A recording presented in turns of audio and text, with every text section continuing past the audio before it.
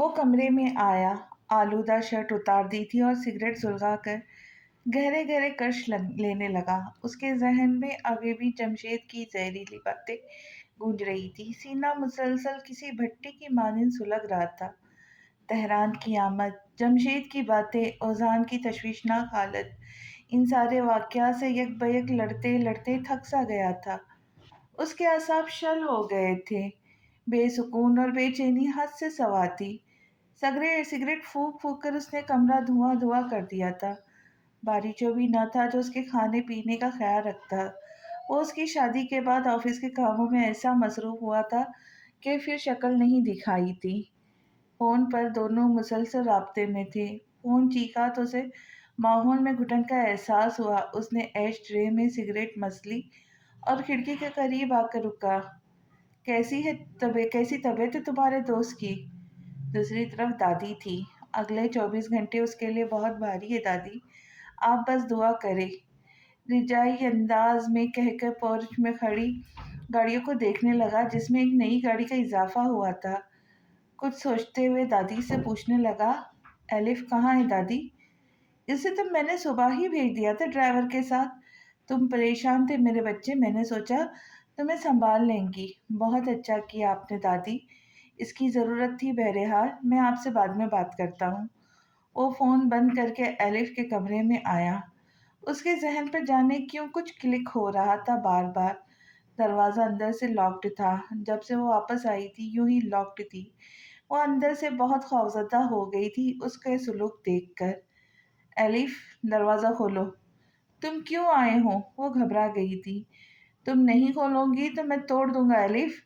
اس کا انداز قطعی تھا جس کا اثر بالآخر ہوا اور اس نے دروازہ کھول دیا۔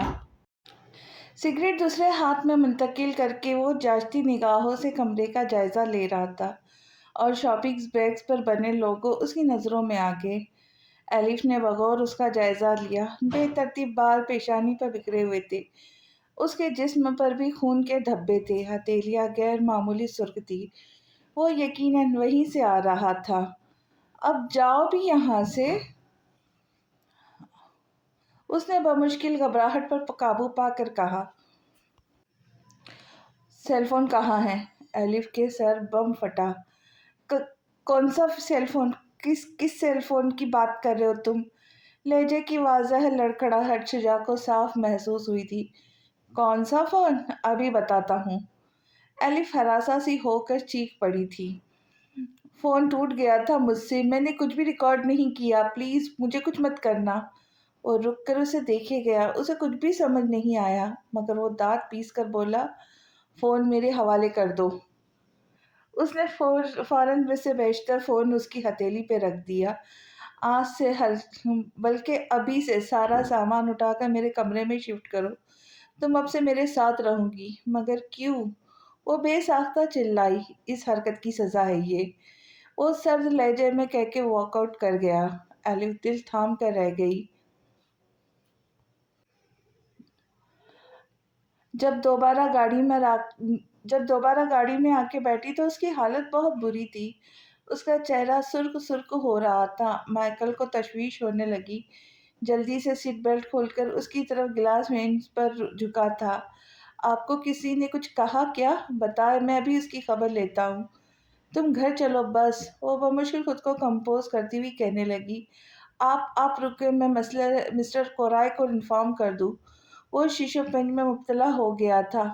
بھاڑ میں جاؤ تم بھی ان کے ساتھ، اس نے تیش میں آ کر کہا۔ حد درجہ جذباتی پن کا مظاہرہ کرتے ہوئے گاڑی سے اتر گئی۔ مس نوروز، خدا کے لیے مجھ پہ رحم کرے، مجھے باس کے سامنے جواب دہ ہونا پڑتا ہے۔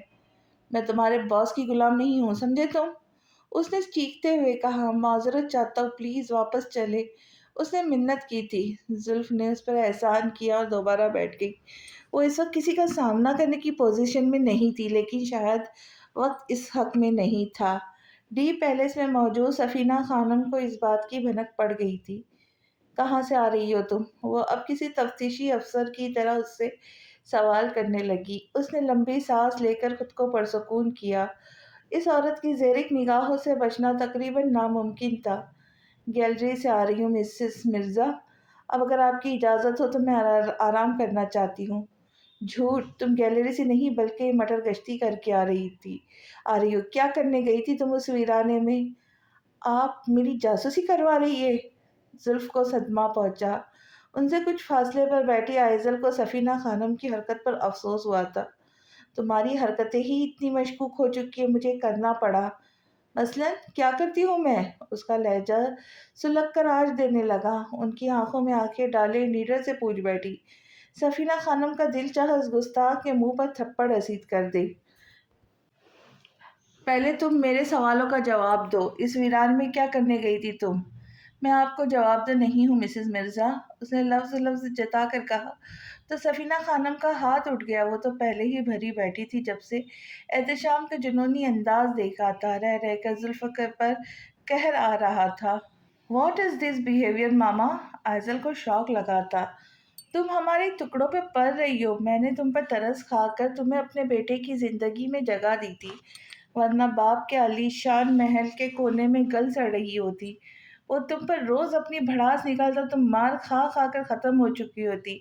میں نے تمہیں تمہارے وحشی باپ سے چھٹکارا دلوایا تھا، تمہیں عزت دی، تمہیں مان دیا۔ بتاؤ، کبھی ہاتھ اٹھانا تو دور کی بات ہے، میرے بیٹے نے آواز بھی بلند کی تمہارے ساتھ، اور تم دکیانوسی سوچ کی مالک رہوں کی باپ کی طرح اس گھر کی بہو بن گئی ہو۔ اس کا مطلب ہرگز نہیں تم ہمارے سر پر چڑھ کر ناچو گی۔ اس کا سر ابھی بھی ایک طرف جھکا ہوا تھا، آنسو آنکھوں سے گر رہے تھے۔ وہ دھندلاتی آنکھوں سے روشن زمین کو دیکھ رہی تھی۔ دل چاہا زمین پھٹے اور اس میں سما جائے۔ اسے اپنے وجود سے نفرت ہونے لگی۔ میں احتشام سے کہتی ہوں تمہیں لگام ڈالے اور پوچھے تم سے کہاں آوارہ گردی پھرتی ہو؟ تم بہت موزور ہوتے جا رہی ہو۔ مجھے طلاق چاہیے۔ جہاں سفینہ خانم اور آئزل شاکڈ رہ گئی، وہیں چوکھٹ پر کب سے کھڑا احتشام بھی پتھر ہو گیا۔ کیا کہا تم نے؟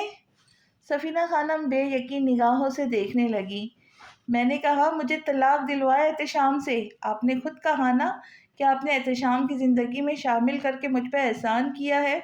میں ایک دکیانوسی سوچ کی مالک ہوں، میرا باپ بہت لالچی ہے، میں اچھی لڑکی نہیں ہوں۔ آپ نے غلط لڑکی کا انتخاب کر لیا اپنے بیٹے کے لیے، اس لیے مجھے طلاق دلوایا احتشام سے۔ ریانہ سعدی بیسٹ چوائس ہے۔ اس کی آنکھیں حد درجہ لہو رنگ تھی، گالوں کے اطراف آنسوں سے بال چپک گئے تھے، لب کچلتے ہوئے وہ بہت عجیب لگ رہی تھی۔ اس کے لفظوں نے احتشام کے اندر حشر اٹھا دیا تھا۔ سفینہ خانم اپنی جگہ سے ہل نہ سکی۔ وہ سوچ بھی نہیں سکتی تھی یہ لڑکی ان کی سوچیں لپک لیں گی، دل کے بھید جان لیں گی، لیکن نہیں، ایسے تو احتشام ان سے دور ہو جائے گا۔ کیا بکواس کر رہی ہو؟ وہ بدحواس ہو گئی، فوراً فیصلہ نہ کر سکی انہیں کیا چاہیے۔ دل کہہ رہا تھا موقع اچھا ہے، لیکن دماغ کام نہیں کر رہا تھا۔ بھابھی پلیز ایسا نہ کہے، اس میں بھائی کا کیا قصور ہے؟ وہ تو آپ سے محبت کرتے ہیں نا۔ بس کچھ لوگوں کو بھائی کی خوشیاں راس نہیں ہیں۔ اس نے ناپسندیدگی کی سے ماں کو دیکھتے ہوئے اسے رام کرنا چاہا، قائل کرنا چاہا، مگر وہ تو جیسے ضد پر اڑی تھی، ایک ٹک سفینہ خانم کو دیکھتی ہی جا رہی تھی۔ کچھ کہتی کیوں نہیں اب؟ وہ خود بوکھلا گئی تھی۔ بھابھی، ماما کی طرف سے میں معافی مانگتی ہوں، انہیں آپ پر ہاتھ نہیں اٹھانا چاہیے۔ اور جو الزامات لگائے مجھ پر، میری بے عزتی کی ہے، اس کا کیا عزل؟ اگر میں اتنی ہی ناپسندیدہ ہوں تو مجھے طلاق چاہیے، ابھی اور اسی وقت۔ میرا دم گھٹتا ہے، یہاں ایک پل بھی نہیں رہ سکتی۔ وہ زخمی شیرنی کی طرح گراتے ہوئے کہنے لگی۔ سفینہ خانم جواب رہ گئی تھی۔ بازی الٹی پڑ جائے گی، انہوں نے کب سوچا تھا؟ بھابھی پلیز بھائی کے بارے میں سوچے۔ آئزل رو دی تھی۔ وہ درشتی سے اس کا ہاتھ بازو سے ہٹاتی ڈی پیلس سے نکلتی چلی گئی۔ چوکھٹ پہ کھڑے احتشام کو یوں نظر انداز کر دیا جیسے وہ موجود ہی نہ ہو۔ اس کا دل بری طرح سے ٹوٹ گیا۔ اس نے دشوار سی سانس لی تھی۔ جاؤ مائیکل۔ سوری باس۔ مائیکل الجھ گیا۔ اس کے پیچھے جاؤ، خیال رکھنا کچھ ہونا نہیں چاہیے اسے۔ مائیکل حکم کی تعمیل کرتا وہاں سے ہٹ گیا۔ سکون مل گیا آپ کو؟ آپ نہیں بدلیں گی مام، پتہ نہیں کیوں آپ کی خصلت نہیں بدلتی۔ آپ کیوں ان کے پیچھے پڑی ہے؟ وہ بھی انسان ہے، جہاں چاہے جا سکتی ہے، آپ کیوں ہر چیز پر اپنا کنٹرول چاہتی ہے مام؟ احتشام کو آتے دیکھ کر سفینہ خانم کا رنگ پھک ہوا تھا۔ دیکھو ذرا، اسے مجھ سے بدتمیزی کر رہی ہے، وہ جلدی سے کہنے لگی، اس بات سے بے خبر کہ وہ سب کچھ سن چکا ہے۔ اپنے کمرے میں جاؤ ایزل بھائی، آپ جانتے بھی ہیں یہاں کیا ہوا ہے؟ ایزل کا لہجہ چپتا ہوا تھا۔ ایزل، اپنے کمرے میں جاؤ۔ اس کا لہجہ ہر درجہ سرد تھا۔ میں ہی پاگل ہوں جو آپ کے لیے پریشان ہوتی رہتی ہوں، وہ بھیگتے لہجے میں کہتی وہاں سے ہٹ گئی تو وہ اذیت میں مبتلا ہونے لگا۔ کیا کہہ رہی تھی آپ زلف سے؟ سفینہ خانم نے بے ساختہ نظریں چرائی۔ وہ شاکڈ ہوئی تھی مگر ظاہر نہیں کیا۔ کیا کہہ رہی تھی؟ ہاتھ اٹھانے کی بات کر رہی تھی آپ؟ اس نے بغور انہیں دیکھا۔ ساری دنیا جانتی ہے اس کا باپ اس پر بے دریغ ہاتھ اٹھایا کرتا تھا۔ بدبخت مر جاتی اس گھر میں۔ میں نے ترس کھایا اس لڑکی پر جو آج مجھے ہی آنکھیں دکھا رہی ہے۔ انہوں نے غرور سے سر اونچا کرتے ہوئے کہا۔ احتشام کو اپنے پیروں تلے زمین سرکتی ہوئی محسوس ہوئی تھی۔ آپ نے کبھی مجھے یہ بات نہیں بتائی مام۔ اس کا انداز شاکی تھا۔ یہ بات بتانے کی نہیں، چھپانے کے قابل ہے۔ لوگ سنیں گے تو کیا سوچیں گے؟ بھاڑ میں گئے لوگ، اور آپ تو اس تکلیف سے گزر چکی ہے ماما۔ آپ تو اس کی اذیت کا احساس کر لیتی کم از کم۔ اس کا لہجہ بہت دھیما مگر دکھی تھا۔ احتشام، میں… وہ کہتے کہتے رک گئی۔ احتشام نفی میں سر جھٹکتا مزید کچھ کہے بغیر وہاں سے ہٹ گیا۔ اس کے تن بدن میں آگ لگی ہوئی تھی۔ پہلی بار اسے اپنی ماں کی کوئی بات بہت دکھی کر رہی تھی۔ اس کا دل چاہا سب کچھ جلا کر راکھ کر دے۔ اس کی فرمانبردار اور سعادت مندی سے سوال کرنے سے روک رہی تھی۔ جذبات کی جنگ لڑتے اس کے اعصاب شل ہو گئے تھے۔ یک لخت اس کا دھیان زلف کی طرف گیا۔ تو یہ بات تھی۔ اس کا رونا، افسردگی، اداسی، گریز، ان سب کی وجاہت یہ تھی۔ شاید باپ کی بھیانک رویے کے بعد اسے سارے مردوں سے نفرت ہو گئی ہوگی، تبھی وہ اس کی محبت قبول کرنے سے انکاری تھی۔ اس کا دماغ تانے بانے جوڑنے لگے۔ اس نے سوچا سفینہ خانم کا رویہ اس قدر بے رحمانہ تھا، وہ تو جیسے اسے انسان ہی نہیں سمجھتی تھی۔ بلکہ انہیں تو اس کا غمخوار بن جانا چاہیے تھا، دردمند بن جانا چاہیے تھا۔ وہ بھی تو ماضی میں مجاہد جیسے شخص کے ساتھ اس کربناک عذاب سے گزری تھی۔ اس نے جلتی ہوئی آنکھیں میچ کر کھولی اور فون نکال کر مائیکل کا نمبر پوچھ کیا۔ کہاں ہے وہ اس وقت؟ اس وقت ایک جھیل کے کنارے بیٹھی ہے۔ اس نے کرب سے آنکھیں بند کر لی۔ اس کے پاس ہی رہنا مائیکل، میں آتا ہوں۔ وہ کوٹ اٹھا کر باہر نکلا۔ گارڈ کو اس نے اشارے سے روک دیا۔ ڈرائیور سے چابی لے کر وہ خود ڈرائیو کر رہا تھا۔ کچھ دیر بعد وہ مائیکل کی بھیجی گئی لوکیشن پر موجود تھا۔ مائیکل نے انگلی کے اشارے سے جگہ بتائی اور احتشام کے ہاتھ سے کار کیز تھام لی۔ اونچی سڑک سے ڈھلان اترتے ہوئے پتھروں کے قریب پہنچا جہاں وہ بیٹھی تھی۔ اس کا وجود لرز رہا تھا۔ وہ رو رہی تھی۔ اس کی موجودگی پر ایک غلط نگاہ ڈالی اور سر جھکا لیا۔ وہ شرمندہ سا اس کے قریب بیٹھ گیا۔ اسے ایک لفظ بھی کہا نہیں گیا۔ تم کیوں آئے ہو؟ یہ دیکھنے کہ تمہاری ماں سچ کہہ رہی تھی یا نہیں؟ آنسوؤں سے بھرا چہرہ اٹھا کر شکوہ کن لہجے میں پوچھا۔ اس نے دیکھا تو دیکھتا ہی رہ گیا۔ دھڑکنیں تھم سی گئی۔ دکھ کا جان لیوا احساس زندگی میں اسے پہلی بار اس کی بھیگی آنکھیں دیکھ کر ہوا تھا۔ میں تمہارے بارے میں ایسا کچھ نہیں سوچ سکتا۔ مجھے اپنی ذات سے زیادہ بھروسہ ہے تم پر۔ زلف نے اس کی آنکھوں میں دیکھا۔ اس کی آنکھیں جذبوں کی عکاسی کر رہی تھی۔ سب فضول باتیں۔ کل کلا کو تم بھی کہو گے تمہارے باپ نے تمہاری قیمت لگا کر مجھے بیچا ہے۔ اب تم میری غلام ہو۔ میں اور میری ماں جیسا چاہے سلوک کر سکتے ہیں۔ وہ تڑپ گیا۔ زلف نے تلخی سے رخ موڑ لیا۔ اس کے ذہن میں تہران کی باتیں بازگشت کرنے لگی۔ اسے مزید رونا آ رہا تھا۔ اچھا ہوتا وہ احتشام کے آنے سے پہلے ہی جھیل میں ڈوب کر جان دے دیتی۔ میں جانتا ہوں مام کو تم پر ہاتھ نہیں اٹھانا چاہیے تھا۔ مجھے تکلیف ان کے تھپڑ سے نہیں ہوئی احتشام، ان کے لفظوں سے ہوئی جنہوں نے میری روح کو چھلنی کر دیا ہے۔ اگر میرے تمہارے قابل نہیں ہوں تو میں تمہارے ساتھ کیوں ہوں اب تک؟ مجھے چھوڑ کیوں نہیں دیتے تم؟ انہیں جتانا نہیں چاہیے تھا کہ بابا مجھے… وہ کہتے کہتے رک گئی۔ आंसू शिद्दत से बह निकले। उसे बताते हुए शर्म महसूस हुई कि उसने बहुत मार खाई थी। वो उसका जुमला भाप गया। मिकान की अंदाज हाथ बढ़ाया और उसके आंसू पोंछे। मुझे तलाक चाहिए एहतशाम। उसने किसी भी नरमी या शाइस्तगी के बगैर सर्द सपाट लहजे में कहा। एहतशाम का हाथ थम गया। ऐसा मुमकिन है कि मैं तुम्हें छोड़ दूं? वो पूछ रहा था या बता रहा था, वो समझ नहीं पाया। एहतशाम प्लीज, ऐसा मुमकिन हो सकता अगर तुम चाहो तो, उसने रजाइये से कहा। मैं तो सिर्फ तुम्हें चाहता हूँ, सिर्फ तुम्हें। अब तुम मुझसे छुटकारा पाने की एक ही रास्ता है। तुम मुझे मार डालो और आज़ादी हासिल कर लो, वो धीमे मखमूर लहजे में कहने लगा। वो सन हो गई। ये उसने कब चाहा था कि वो उसकी मोहब्बत में गिरफ्तार हो। उसने कर्ब से आंखें मींच ली। उसकी किस्मत हमेशा उसके खिलाफ ही क्यों थी? वो किसी अकीदतमंदी की तरह उसे नर्म निगाहों से दिल में उतारता जा रहा था। मैं समझता हूँ तुम्हें मुझसे मोहब्बत क्यों नहीं हो सकी।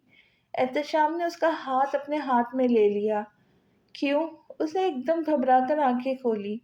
दिल में चोट था ना? तुम्हारे वालिद के नामुनासिबाना रवैये की वजह से तुम किसी मर्द को इस काबिल नहीं समझती, राइट? उफ एहतशाम, तुम इतने नादान और सादा क्यों हो? उसने दिल ही दिल में सोचा और दृष्टि से हाथ खींच लिए। चाह कर भी सख्ती नहीं बरत सकी उसके साथ। वो दूर दूर भागते भागते थक गई थी। कितना भी फासला कायम कर लेती, वो करीब आ ही जाता। यही बात है ना। मैं इस टॉपिक पर कोई बात नहीं करना चाहती एहतशाम। वो तल्ख हो गई। एहतशाम उसके गुरेज को पाता सर हिला गया। वापस चलो मेरे साथ। मुझे नहीं जाना। अंदाज कतई था। वो उसे देखकर लब भींच कर रह गया। वो जबरदस्ती नहीं कर सकता था। उसे किसी भी तरह मोहब्बत से घायल करना चाहता था। सो खामोश हो गया। जुल्फ को उसकी बेताबाना निगाहों से कुफ्त होने लगी। वो इस बुलोरी आंखों वाली लड़की के इश्क में पागल ही तो हो गया था, जो उससे दूर भागने की हर मुमकिन ना कोशिश कर रही थी। मगर कब तक? उसे खूंखार निगाहों से देखता पाकर एहतशाम की मुस्कुराहट गहरी होती चली गई। उठो चलो। अब फरार की यही राह थी। वो बेसाख्ता हंसा था। थोड़ी देर और बैठते हैं, उसने दिल की कही। बहुत वक्तों बाद वो कहीं बाहर निकला था। उसने रुख मोड़ के जैसे कहना चाह रही हो, बैठे रहो, मुझे क्या। वो चोर चोर निगाहों से उसे देखता जा रहा था। कदमों में जंजीरें पड़ गई थी। वाहिशें जो उसे जाने से रोक रही थी, वो थी उसकी मतर्रुम सुर्ख आंखें एक गैर मिर्रई कुव्वत की तरफ उसे अपनी जानिब खींच रही थी। दिल चाहा उसे देखता रहे।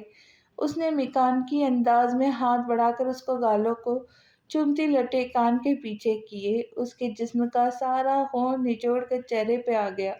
वो मजीद उसकी कुर्बत सह न सकी। प्लीज चलो यहाँ से।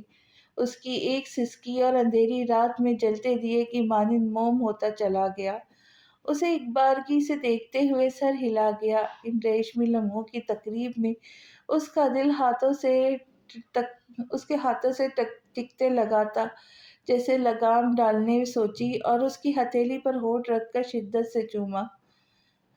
सारा वक्त वो अजान के साथ हॉस्पिटल में रहा था। उसे अभी भी होश नहीं आया था। उसके कमरे के गिर्द कड़ी सिक्योरिटी थी। जब थकान से उसकी आंखें खुद ब खुद बंद होने लगी तो उसे खुद पर रहम आया।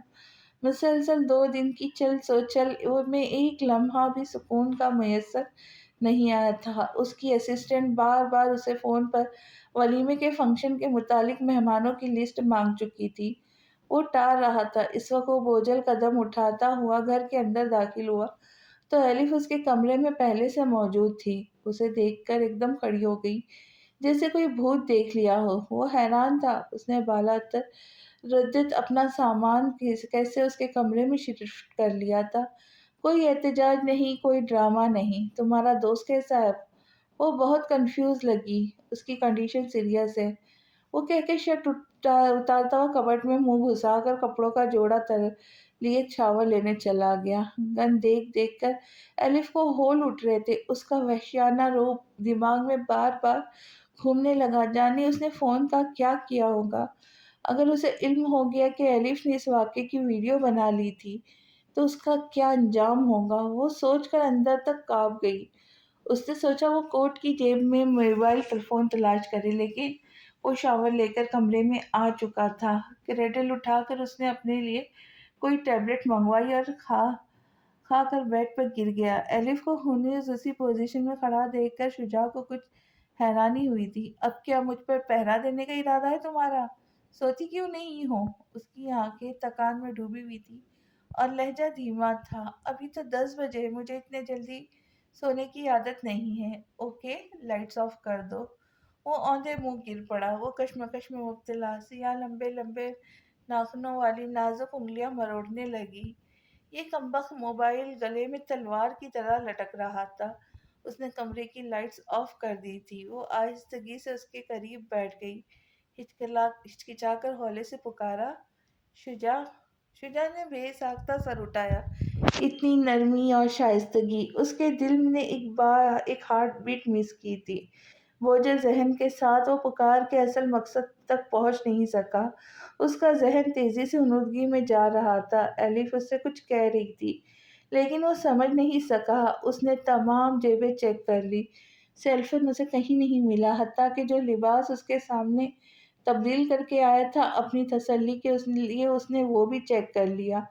मगर वो सख्त मायूस सी हो उसके करीब ही दम से गिर गई, इस बात से कतई बेखबर कि उसकी हंसें बहुत तेज थी। वो क्यों कर अपने जिस्म पर उसकी नरम नरम उंगलियों का लम्स महसूस न कर पाता। थकन और सुकून आवर गोलियों का असर था कि उसके बोझल जहन को कुछ समझ नहीं आ सकी। आज ऐजल की सालगिरह की तकरीब थी। उसने नाचार हाथ लेकर स्टाइलिश सा लिबास पहना था।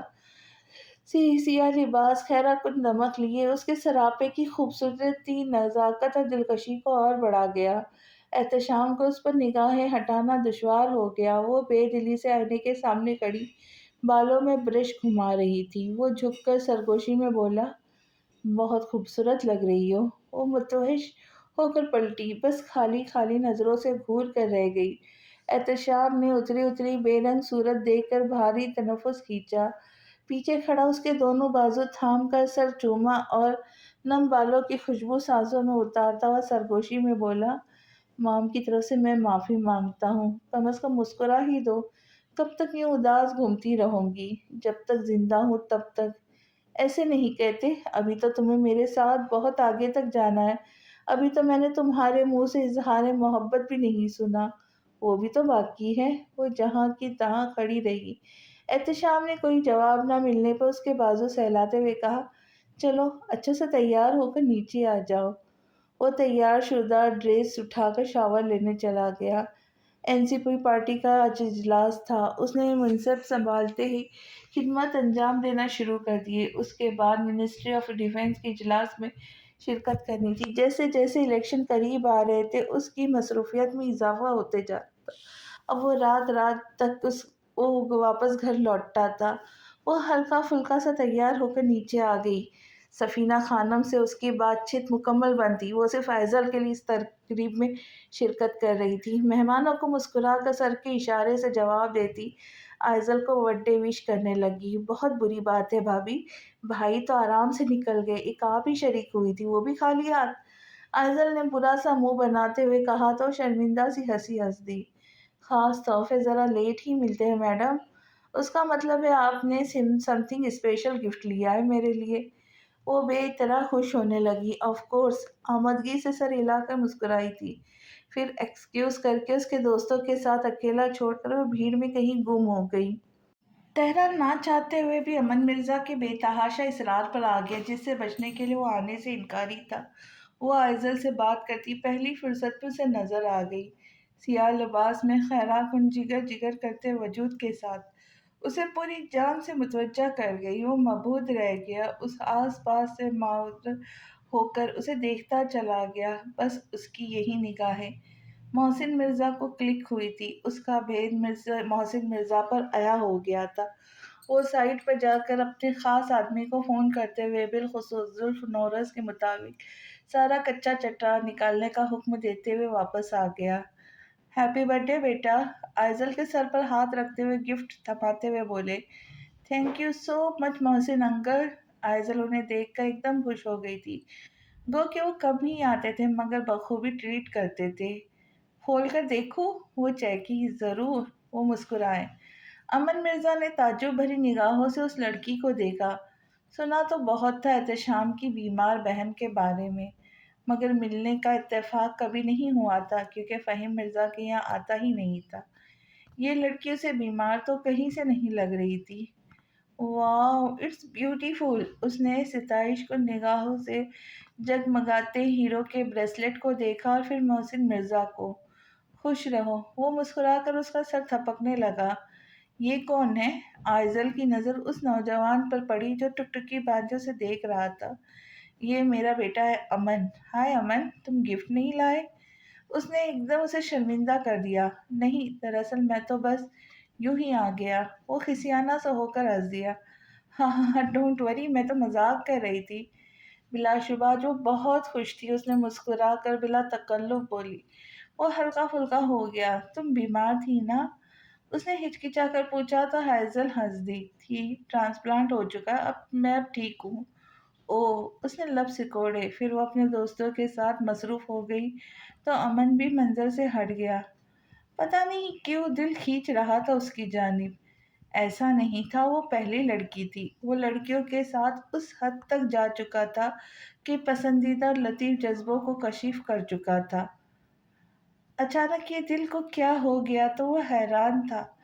मैं जा रहा हूँ partner, have a nice day time.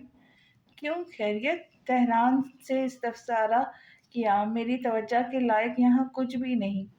उसने बेनियाजी से कंधे उचकाए और इस एहसास से पीछे छुड़ाने की खातिर वहाँ से निकलता चला गया। तेहरान ने सर झटका। आज उसे एहतशाम कहीं नजर नहीं आ रहा था। अजीब शख्स था। उसे बुलाकर खुद गायब था। उसे जुल्फ नजर आई। उसने फोन उठाकर कुछ टाइप किया और सेंड का बटन पुश किया। कौन देखेगा भला तुझको? कौन देखेगा भला तुझको जिस मोहब्बत से हम देखते हैं? वो बेताबी से आसपास निगाहें दौड़ाती उसे तलाश करने लगी। तेहरान का दिल जाने क्यों पसीज गया। उसे सताने का इरादा तुर्क करके आगे बढ़ा और काउंटर पर रुककर ड्रिंक ऑर्डर की। वो उसकी आवाज़ सुनकर फूल की मानिंद खिल गई। अपनी नशिस्त छोड़कर उसके बेहद करीब आकर खड़ी हुई। इस बेबाक हरकत पर तेहरान बौखलाकर आसपास देखा। फिर उसने निचला लब दांतों तले दबाए मुस्कुराती हुई शरारती आंखों से उसे देखती हुई उसे होश और हवा से बेगाना कर गई। नहीं रहा जाता ना तुमसे भी मेरे बगैर। खुश फहमी है आपकी मिस्ट्रेस एहतशाम, वो जताकर सपाट लहजे में बोला तो उसे एकदम गुस्सा आ गया। तो यहाँ क्या लेने आए हो? आपके शौहर मौसूफ ने बिलखुसूस दावत देकर बुलाया है। क्यों आखिर? वो उलझकर सवाल करने लगी। खुद ही पूछ लेना जब आए तो। वो तुमसे जानना चाहती हूँ।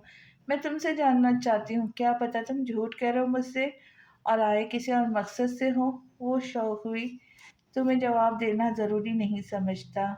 वो फासले पर हुआ। जुल्फ ने फासला पाट दिया। जवाब तो देना पड़ेगा। वो बज़िद थी। जो भी है, मगर तुम्हारे लिए नहीं आया। ये खुशफहमी निकाल दो अपनी दिल से। वो सख्ती से गोया हुआ। जुल्फ ने असर नहीं लिया। वो थोड़ी तले हथेली जमाकर बाकायदगी मोहब्बत भरी निगाहों से उसे देखने लगी। जबान से इनकारी हो, लेकिन तुम्हारी आंखें तो कुछ और ही कह रही है। एक बार फैसला कर ही लो आज। स्टॉप इट जुल्फ, सब देख रहे हैं। तेहरान दबा दबा गुर्राता उसकी हरकत पर टोकने लगा। आई डोंट केयर तेहरान, उसने बेहद नरमी से जवाब दिया। अलबत्ता उसने मशगला तुर्क नहीं किया तो तेहरान वहाँ से हटता हुआ बोला, तुमसे बात करना ही बेकार है। आई एम सॉरी, प्लीज़ रुको। वो एकदम बदहवास होकर उसका बाजू थाम गई। तेहरान के आगे के अंदर आग जल उठी। उसका बाजू सफाकी से हटाते हुए बोला, अपनी हद में रहो। अब तुम एक शादीशुदा औरत हो। जुल्फ की आंखों के सामने अंधेरा सा छाने लगा। उसने गिरते गिरते काउंटर का सहारा लिया। उसकी बेताबियों के सब जिंदगी में कैसा तूफान उठने वाला था, वो दोनों ही इससे बेखबर थे। मोहसिन मिर्जा के अलावा भी दो आंखें इस मंजर को कैप्चर कर चुकी थी। औजान को होश आ रहा था। उसने एतराफ का जायजा लेने के बाद अब दूसरी तरफ रखे सोफे पर बैठे शुजा को देखना शुरू किया, जो उसे ही देख रहा था, बड़ी काटदार तुर्श और इकाबी निगाहों से। اس نے آکسیجن ماسک منہ سے ہٹایا۔ میرا فون؟ اس کے لب آہستگی سے ہلے تھے۔ میرے پاس ہے، اور تب تک نہیں ملے گا جب تک تم مجھے مطمئن نہیں کر دیتے۔ تو بولو، میں سن رہا ہوں۔ وہ ایسے کہہ رہا تھا جیسے اوزان اس کا زر خرید ہو اور وہ مالک ہو اس کا۔ اس نے مٹھیوں میں بھیج کر کوٹ جھٹکا تھا اور سیدھا ہو بیٹھا۔ اوزان دل ہی دل میں مسکرایا۔ وہ بالکل نہیں بدلا تھا۔ زمارہ کے علاج کے لیے مجھے پیسوں کی ضرورت تھی۔ اس کی کمزوری سی آواز ابھری۔ یہ سب بکواس باتیں ہیں۔ وہ عورت اول روز سے تمہاری جان کی دشمن بنی ہوئی، اور تم ٹھہرے جاہل گوار اس کی باتیں آنکھیں بند کر کے مانتے جاتے ہو۔ اب تو تم نے جسم کے اعضاء بھی بیچنا شروع کر دیے ہو۔ اس کا لہجہ بے حد سرد اور خشک تھا۔ یار شجاع، اوزان نے تلخی سے گردن کو جنبش دی، تم ابھی اور اسی وقت اسے طلاق دو۔ اس کا فون اسٹیچر اوپر اچھالتا ہوا تحکم بھرے لہجے میں کہتا پورا کا پورا شجاعت عالمگیر تھا۔ اس کا ضدی گسیلا دوست اس جیسا کوئی دوسرا ہو ہی نہیں سکتا تھا۔ اس کے مسلسل گھورنے سے اوزان دل جمعی سے مسکرایا تھا۔ پریگننسی میں طلاق نہیں ہوتی، ایسا کہاں لکھا ہے؟ شجاع نے تیوری چڑھائی۔ اسے واقعی شادی بیاہ کے قوانین و ضوابط کے بارے میں کوئی نالج نہیں تھی۔ جس سے چاہو پوچھ لو، اگر میری بات پر بھروسہ نہیں ہے تو۔ وہ اس کی بے بسی سے حظ اٹھاتا مسکرا کر بولا تو شجاع خاموش رہ گیا۔ گھٹیا عاشق! اسے رہ رہ کے اوزان پر تاؤ آ رہا تھا، اور اوزان کو اپنا دوست پیارا اتنا لگا کہ دل چاہا اس کا منہ چوم لے، اسے گلے لگا لے۔ تمہارا جوڑی دار بھی آج کل ماسکو میں اپنی ناکام محبت کے گرد منڈلا رہا ہے۔ تہران کی بات کر رہے تم؟ ملے اس سے؟ کیسا ہے وہ؟ بےتاب ہو کر پوچھنے لگا۔ زندہ ہے خبیث، لیکن عشق معشوقی سے پھر بھی باز نہیں آیا، اور اب تو حد ہو گئی، سابقہ بیوی کے شوہر کے خاندان کے ساتھ مراسم بڑھانے میں مصروف ہے۔ احتشام کورائی کے ساتھ؟ جی ہاں، اس نے طنزیہ جواب دیا۔ وہ لوگ تو خاندانی سیاست دان ہیں، اور اب احتشام بھی NCP کا چیئرمین بن چکا ہے، تو کیا تہران سیاست میں دلچسپی رکھتا ہے؟ سابقہ حیرانی میں تشویش میں شامل ہو چکی تھی۔ میری جان بلا! شجاع نے بے نیازی سے کندھا اچکا ہے۔ جو بھی ہے یار، وہ لوگ بہت شارپ ہے۔ تہران بھی کم نہیں، لیکن اسے وہاں نہیں جانا چاہیے، خاص کر جب بھابھی وہاں ہے۔ یہ تو اپنی محبت کے خطرے میں ڈالنے والی بات ہوئی نا۔ احتشام کو پتہ چلے گا تو بیچاری کی ازواجی تعلق خراب ہوں گے۔ میری بلا سے بھاڑ میں جائے سب۔ وہ عزلی انداز میں سب پر لعنت بھیجتا ہوا اٹھا اور بولا، باہر میرے گنمین کھڑے ہیں، میں ان سے کہہ چکا ہوں اگر مریض زیادہ بک بک کرے تو گولی مار دینا۔ اب ذرا تم بھی کان کھول کے سن لو، جب میں چاہوں تو تب ہی یہاں سے جا سکتے ہو، اس سے پہلے نہیں۔ نہیں یار، زمارہ کو میری ضرورت ہے۔ وہ بدک گیا۔ شجاع یار، بات سنو شجاعت میری، مگر وہ سنی انسنی کرتا کمرے سے نکل گیا۔ اسے آنے میں بہت دیر ہو گئی تھی۔ ایزل کی ناراضگی سے بخوبی واقف تھا، لیکن فی الفور اس کا مہمانوں سے ملنا بہت ضروری تھا، خاص کر تہران پاشا سے۔ اس وقت وہ بہت اہم کردار تھا۔ کیا کہہ رہا تھا؟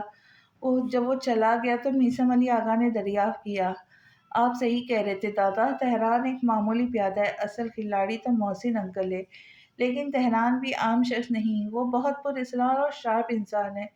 ویسے وہ بہت سادہ ہے، مجھے پسند آیا۔ اس کی یہی سادگی اس کے باپ کو پسند نہیں ہے۔ میثم علی خان آغا نے لقمہ دیا۔ دلاور پاشا پچھتائے گا بہرحال۔ محسن انکل تو بڑا دم بھر رہے آج کل تہران پاشا کے دم پر۔ ہے تو وہ مہرہ ہی محسن کے ہاتھوں کا۔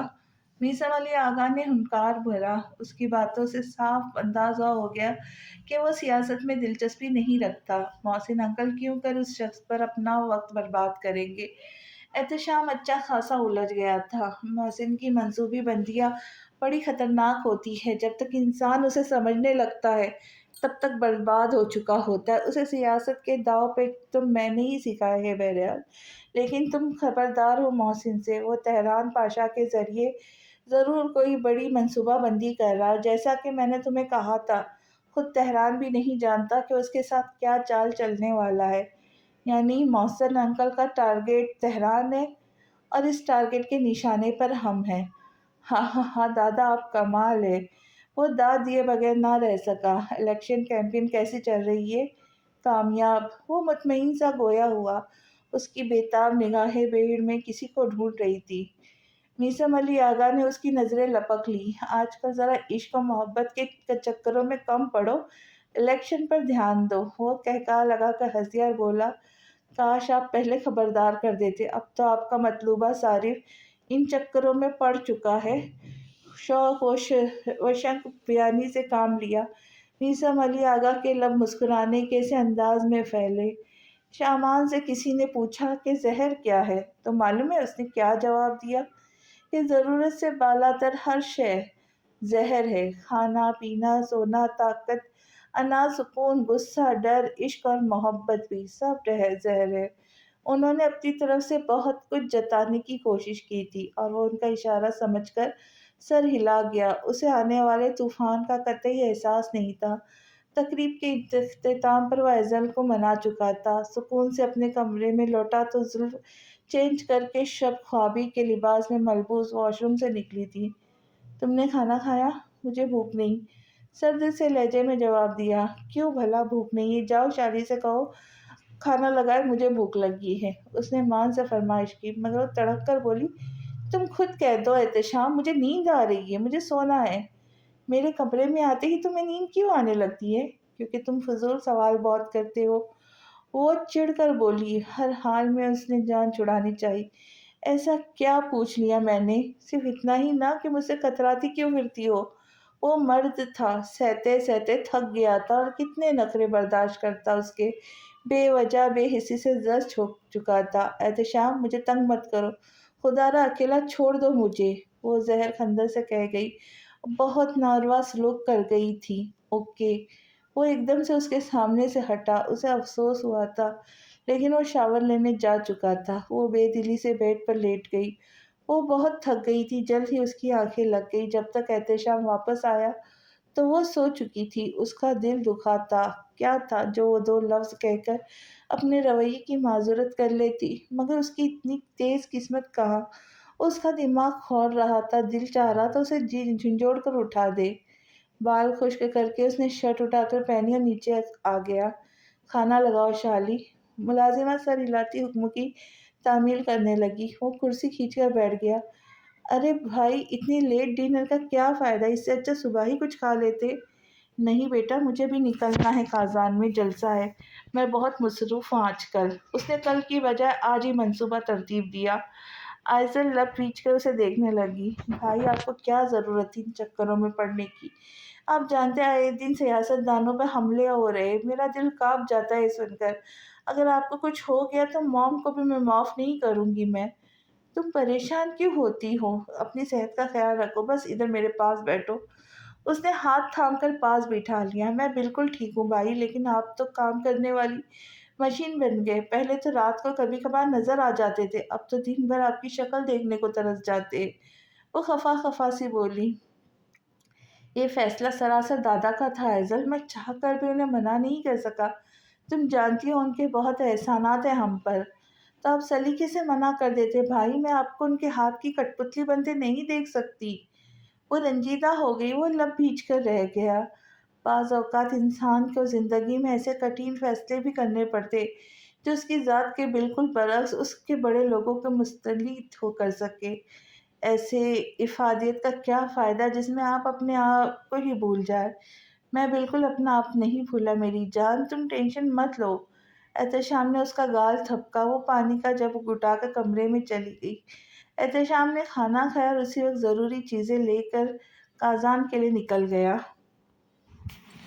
یوں ان لوگوں کے بیچ علیحدگی ہو گئی۔ زلف نوروز نے احتشام سے شادی کر لی۔ سنا احتشام کی شادی سے عرصے پہلے سفینہ خانم کمال حسن کی نجی رہائش گاہ پر ان سے ملنے گئی تھی۔ دونوں کے درمیان کوئی معاملہ پایا گیا تھا، اس میں احتشام بھی شامل تھا۔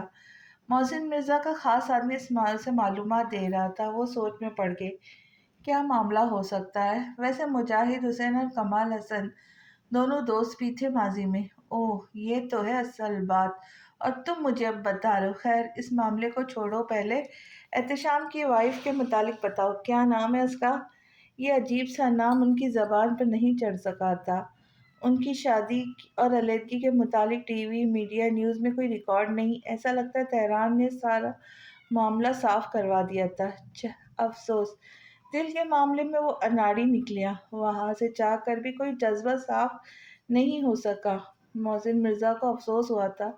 کیا لگتا ہے اس لڑکی نے احتشام کو بتایا ہوگا کہ وہ پہلے سے شادی شدہ تھے؟ شاید نہیں، ملازم نے فوراً کیا۔ اور کیا دونوں ابھی بھی مل رہے ہیں؟ شاید ہاں۔ احتشام یہ برداشت نہیں کر پائے گا۔ محسن مرزا کو سوچ کر فتح مندی سے مسکرا کہنے لگے، تہران اور اس لڑکی دونوں کے ہر قدم پر نگاہیں ٹکا لو۔ مجھے ان کے متعلق ہر چیز جاننی ہے، ہر پل کی رپورٹ ملنی چاہیے مجھے۔ ہاتھ اٹھا کر ملازم کو جانے کا اشارہ کیا۔ اسی لمحے امن مرزا وہاں داخل ہوا۔ وہ باپ کی ساری گفتگو سن چکا تھا اور اندر ہی اندر خود کو ملامت کرنے لگا۔ اسی نے تہران کو باپ سے روبرو کروایا تھا، جسے محسن مرزا شیشے میں اتارنے کے بعد مہرے کے طور پر استعمال کر رہے تھے۔ وہ باپ کی شاطرانہ چالوں کو سمجھنا تو دور، ان کی سوچ تک رسائی حاصل نہیں کر سکتا تھا۔ آپ کیا چاہتے ہیں تہران سے بابا؟ اس کا لہجہ زہریلا اور ترش تھا۔ تم کیا سننا چاہتے ہو؟ محسن مرزا یوں دیکھا جیسے اس نے انوکھی بات کر دی ہو۔ سچ اور صرف سچ۔ اس نے انگلی کھڑی کی۔ محسن مرزا مسکرائے کہنے لگے، جانتے ہو، شطرنج کے کھیل میں جب مورا اپنی مرضی کرنے لگتا ہے تو اسے کھیل سے باہر نکال دیا جاتا ہے، چاہے مہرہ پرانا ہو یا نیا۔ تو آپ اپنی مرضی اس پر مسلط کیوں کر رہے ہو؟ وہ کہہ چکا اسے سیاست میں دلچسپی نہیں ہے۔ آپ کیوں اس کے پیچھے پڑ گئے ڈیڈ؟ اس نے سخت لہجہ اپنایا۔ محسن مرزا نے دونوں ہاتھ اٹھا دیے۔ ٹھیک ہے بھائی، تمہارا دوست آزاد ہے، وہ آپ کا غلام تھا بھی نہیں۔ اور دوسری بات، اس کے خلاف سازشیں کرنا چھوڑ دے ڈیڈ، ورنہ میں اسے سب کچھ بتا دوں گا۔ وہ باپ کو دھمکاتا ہوا آفس سے نکل گیا۔ محسن مرزا پہ باتوں کا اثر نہ دیتے ہوئے کافی آرڈر کر کے سرشاری سے کرسی پہ جھولنے لگے۔ وہ بڑے ماسٹر مائنڈ تھے، جو چاہتے وہ پا لیتے۔ اتنے چپکے سے سب ہوتا کہ سانپ بھی مر جاتا اور لاٹھی بھی نہ ٹوٹتی۔ کسے الزام دیتے ہو؟ وہ کرسی پر جو بیٹھا ہے یا جو کرسی کو تھامے ہے؟ اگر ایسا ہی کرتے ہو تو پھر غلطی پہ ہو لوگو۔ تمہیں جو شاہ لگتا ہے مگر وہ مہرا ہے، دکھائی اور دیتا ہے، حقائق اور ہوتے ہیں کہ ہم وطنوں سیاست بھی ہے ایک شطرنج کی بازی، بہت سے اور بھی مہرے اسی بازی کا حصہ ہے، مگر سب شے اور ماتے فقط شاہوں کی قسمت میں، بجز شاہ سبھی مہرے اسی بازی کا حصہ ہے۔ کوئی مرضی نہیں ان کی کہ ایک کھانا بھی چل پائے، وہ جو ان کو چلاتے ہیں بہت شاطر کھلاڑی ہے، جو شاہوں پر بھی بھاری ہے۔ وہ جو بھی چال چلتے ہیں رعایا کے مخالف ہے، اور مہرے مانتے بھی ہے۔ یہ جب تک مانتے ہیں تب تلک شاہی سلامت ہے کہ سر تسلیم کرنے میں باقی بات شاہت ہے۔ اس شخص کی تشنہ نگاہیں اور زلف کی بے تکلفی بتا رہی تھی ان کے درمیان کوئی گہرا تعلق ضرور ہے آنٹی۔ میں نے ایک پروفیشنل آدمی کو اچھے سے سمجھا دیا، وہ زلف کے ہر قدم پر نظر رکھے گا۔ یو ڈونٹ وری آنٹی، ہمیں جلد از جلد اس کے خلاف کچھ نہ کچھ تو پتہ چل جائے گا، پھر دیکھیے میں کیسا دھماکہ کرتی ہوں۔ وہ اس وقت ریسٹورینٹ میں آمنے سامنے موجود تھی۔ ریانہ سیدی کی منصوبہ بندی سن کر سفینہ خانم کے لبوں پر مکار سی مسکراہٹ رنگی تھی۔ چلے کچھ آرڈر کریں اس خوشی میں۔ شیور، سفینہ خانم نے مسکرا کر ویٹر کو ہاتھ کے اشارے سے بلایا۔ ہاسپٹل کا عملہ لڑکی کو زبردستی پکڑ کر ہاسٹل سے ہاسپٹل لا رہا تھا۔ اس نے راستے میں مزاحمت کی اور خود کو چھڑا کر چلتی ہوئی گاڑی سے کود گئی۔ لڑکی کے سر پر چوٹ لگنے کی وجہ سے لڑکی موقع پر جاں بحق ہو گئی تھی۔ خبر سن کر چیف اور اس کی ٹیم کو سانپ سونگھ گیا تھا۔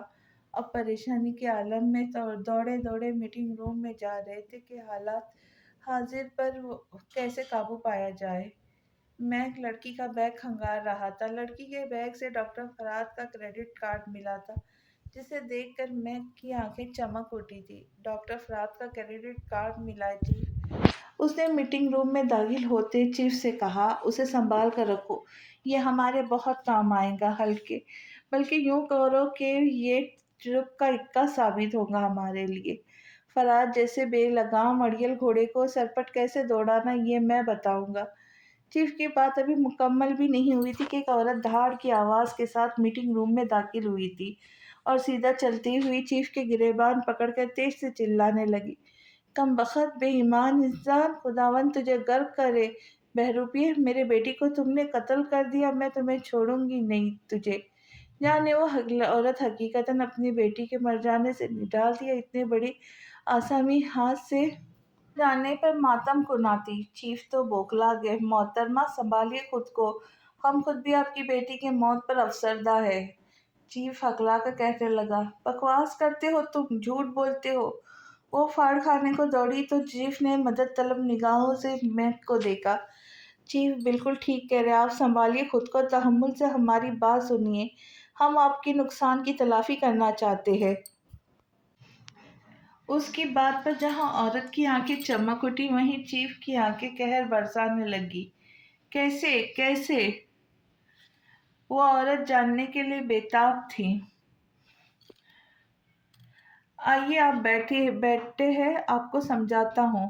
آئیے آپ بیٹھیے، میں آپ کو سمجھاتا ہوں۔ اس نے مکاری سے عورت کے لالچی پن کا فائدہ اٹھاتے ہوئے اسے نام کرنا شروع کر دیا۔ آپ کی موت، بیٹی کی موت ڈاکٹر فرات کی وجہ سے ہوئی ہے۔ ڈاکٹر فرات کون؟ وہ چیخی۔ ڈاکٹر فرات اس ایف ایم ایس اسپتال کے بلین مالک کا اکلوتا بیٹا۔ عورت کی آنکھیں پھٹی کے پھٹی رہ گئی، صدمے سے نہیں بلکہ تحیر و ہوس سے۔ چیف کے تنے ہوئے اعصاب بھی کچھ ڈھیلے پڑ گئے۔ وہ کرسی کھینچ کر بیٹھتے ہوئے دلچسپی سے میک کو سننے لگا۔ ڈاکٹر فرات کا آپ کی بیٹی سے افیئر چل رہا تھا، وہ دونوں رات کے اندھیرے میں ملتے تھے۔ آپ تو جانتی ہیں آج کل کی جنریشن کو۔ وہیں ایک معصوم کم عمر لڑکی اور ایک امیر کبیر بگڑا ہوا لڑکا، جس کا 2 دن کی عاشقی کے بعد لڑکی سے دل بھر گیا تھا تو اسے چھوڑ کر دوسری کی طاق میں لگ گئے۔ تمہارے پاس کیا ثبوت ہے ان ساری باتوں کا؟ عورت تیزی سے اس کی بات کاٹ کر پوچھنے لگی۔ اس بات کا ثبوت یہ کہ آپ کی بیٹی کے بیگ سے ڈاکٹر فرات کا کریڈٹ کارڈ ملا ہے۔ اس عورت نے جھپٹنے کے انداز میں کریڈٹ کارڈ چھینا تھا۔ اب آپ کو سمجھ آیا کہ آپ کی بیٹی سروگیسی کے عمل کے لیے کیوں راضی نہیں تھی۔ اسے ڈاکٹر نے سبز باغ دکھلا کر چند ماہ اپنا دل بہلایا اور پھر چھوڑ دیا، اور جب آپ کی بیٹی نے اس کی بات پرست کی تو ڈاکٹر فرات نے پیسوں کے ذریعے اس کا منہ بند کر دیا۔ میں ایک سانس لینے کو رکا، چیف کو دیکھنے لگا۔ انہوں نے ستائشی نگاہوں سے انگوٹھا دکھا کر سراہا تھا۔ عورت کی تاثرات سے لگ رہا تھا کہ وہ ان کی باتوں پہ یقین کر چکی ہے۔ وہ لیپ ٹاپ پر انگلیاں چلانے کے بعد اسکرین پر اس عورت کے سامنے قطع کرنے لگا۔ اب آپ خود ہی دیکھیے ڈاکٹر فرات کس قدر بگڑا ہوا لڑکا ہے۔ دیکھو آن ڈیوٹی ڈرگز لے کر اسے تم دیکھیں آن ڈیوٹی ڈرگز لے کے کیسے ڈولتا پھر رہا ہے۔ عورت بغور اسکرین کو گھورنے لگی۔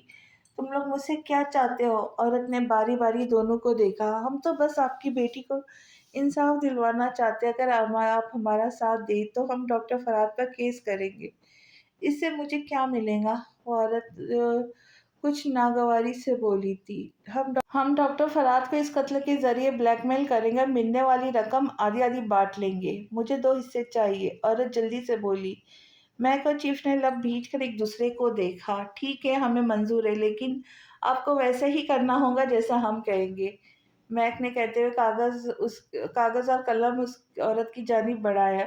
یہ ایف آئی آر ہے ڈاکٹر فرات کے خلاف، آپ اس پہ سائن کر دیجئے، ہم جلد سے جلد کارروائی شروع کر دیں گے۔ عورت نے بے دھڑک سائن کیجئے اور پین رکھتی ہوئی اٹھ کھڑی ہوئی۔ یہ کام کب تک شروع ہوگا؟ مجھے پیسے کب ملیں گے؟ بہت جلد محترمہ، آئیے میں آپ کو باہر تک چھوڑ دوں۔ میک نے ضبط کرتے ہوئے اس چالاک عورت سے کہا اور باہر کی راہ دکھائی۔ چیف نے یوں سر کرسی کے پشت سے لگایا جیسے بڑی مشقت کا کام سر انجام دے کر واپسی ہوئی ہو۔ میری آنکھیں خریدو گے؟ بہت مجبور حالت میں مجھے نیلام کرنی ہے۔ کوئی مجھ سے نقد لے لو تو میں تھوڑے دام لے لوں گا، جو دے دے پہلی بولی تو اسی کے نام کر دوں گا۔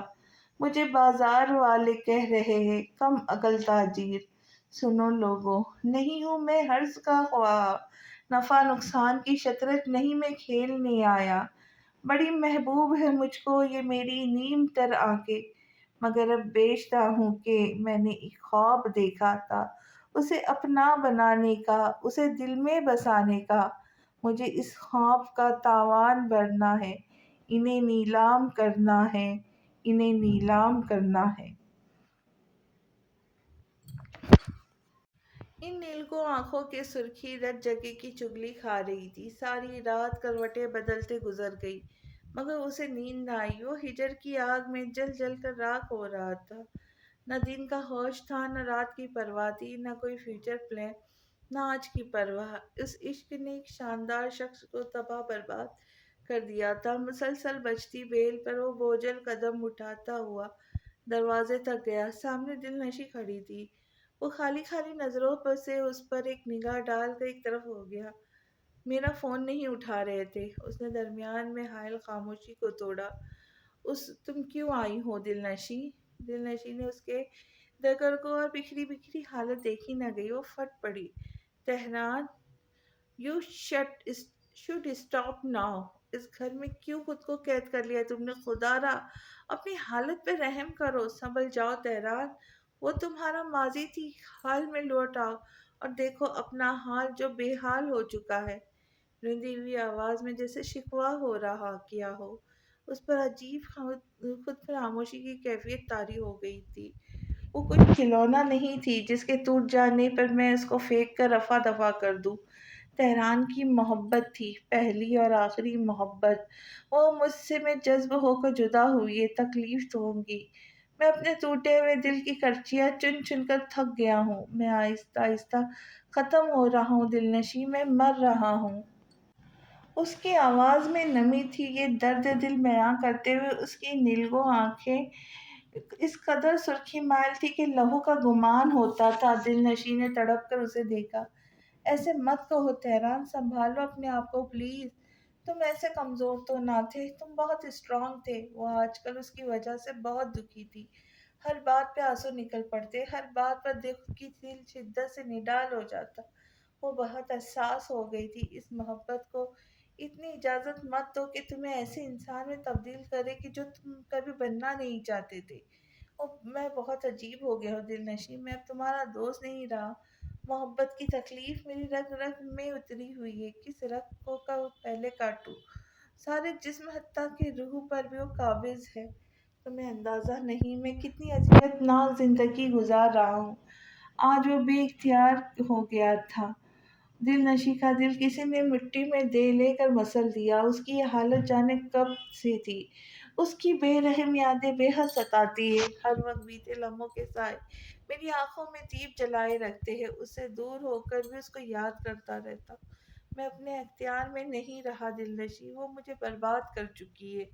وہ کہتا ہوا زخمی انداز سے مسکراتا۔ دل نشیں کی ہستی فنا کر گیا۔ اس کی آنکھوں میں آنسو شاخ تھے، انہیں وہ پوچھ بھی نہ سکی۔ تہران کی محبت کے آگے تو اس کی محبت کچھ بھی نہیں تھی۔ اس محبت عشق کی حدوں سے تجاوز کر گئی تھی۔ اس کی ہر انداز میں، اس کی آنکھوں میں، باتوں میں زلف ہی زلف تھی۔ کیا دل نشیں کی محبت کبھی تہران کے دل تک رسائی حاصل نہیں کر سکے گی؟ ایسے کیا دیکھ رہی ہوں؟ اس نے سلگتی آنکھیں میچ کر صوفے پہ کی پشت سے سر ٹکایا۔ میرے پاس کہنے کے لیے کچھ نہیں بچا۔ کیا کہوں؟ محبت تو جانتی ہو کبھی نہیں پا سکتی، لیکن آج میں نے اپنا واحد دوست بھی کھو دیا تہران۔ ضبط کا دھارا بہہ نکلا۔ وہ گھٹی گھٹی سسکیوں کے ساتھ رونے لگی۔ تم مت رو خدا کے لیے، تمہارا رونا مجھے تکلیف دیتا ہے دل نشیں۔ وہ دبے آواز میں رو رہا تھا۔ تمہیں کبھی بھی میری محبت کی قدر نہیں ہوئی تہران؟ تم اس بے وقوف لڑکی کے پیچھے اپنے آپ کو کب تک برباد کرو گی آخر؟ وہ سرخ آنکھوں کے ساتھ لب پیٹ کر بولا، میں سنبھلنے کی کوشش کر رہا ہوں اور تم کیا چاہتی ہو؟ مجھ سے شادی کر لو۔ وہ آنسو بھری آنکھوں سے ایک دم بولی، حالانکہ اس کے ذہن میں دور دور تک ایسا کوئی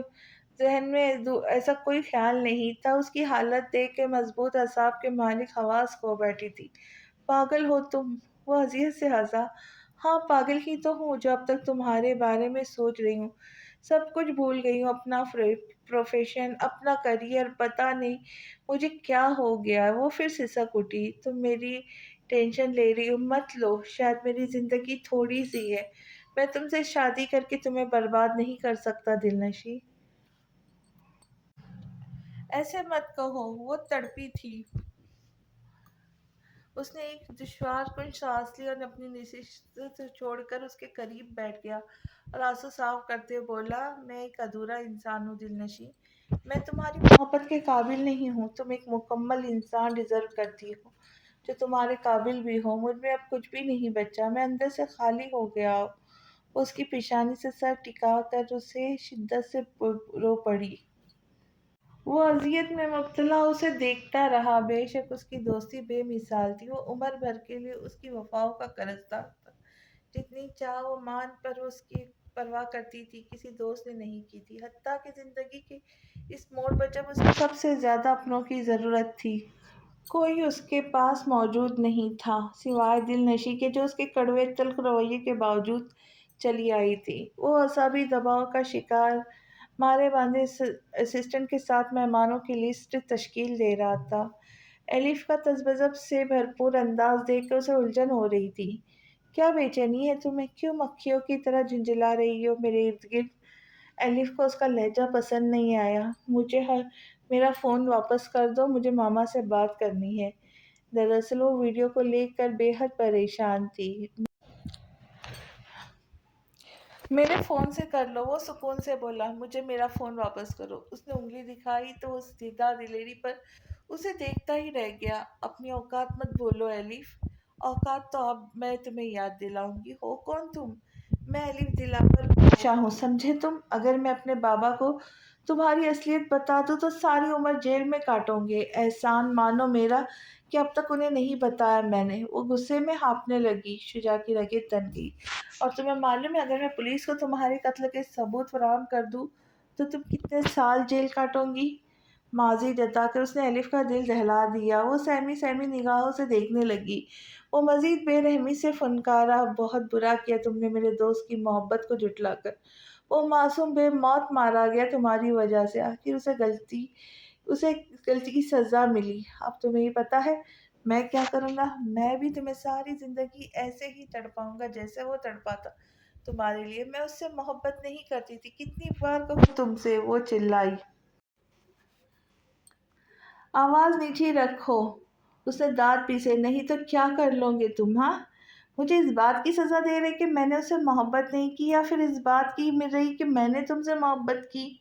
آنسو بھری آنکھوں سے سراپا سوال تھی۔ شجاع لمحے بھر کو اس کی بھیگی آنکھوں کو سرخ ڈوروں میں الجھ گیا۔ واقعی اس سے محبت کرتی تھی، یا پھر میری اسسٹنٹ کے ساتھ جاؤ اور ولیمے کا ڈریس منتخب کر کے 1 گھنٹے میں واپس آؤ۔ اس نے بات بدل کا حکم صادر کیا۔ میری بات کا جواب دو۔ ایلف نے اس کا بازو جکڑ لیا۔ میں تمہارے آنسوں سے پگھلنے والا نہیں ہوں، اس لیے یہ حربہ مجھ پہ مت آزمانا۔ وہ سختی سے گایا ہوا تاہم اس کے جملے میں شگاف پڑ چکے تھے۔ جھٹکے سے اپنا بازو چھڑاتا ایلف کو ساکت کرتا چلا گیا۔